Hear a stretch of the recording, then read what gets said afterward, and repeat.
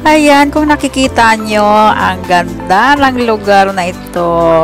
At ito yung tulay na gumagalaw. Buhay na tulay. Ayan, ang ganda. Beautiful place. And relaxing place. At itong tulay na to ay umuuga habang naglalakad ka. Gumagalaw at talagang umuuga ang tulay na to. Ayan ang river nila. Beautiful.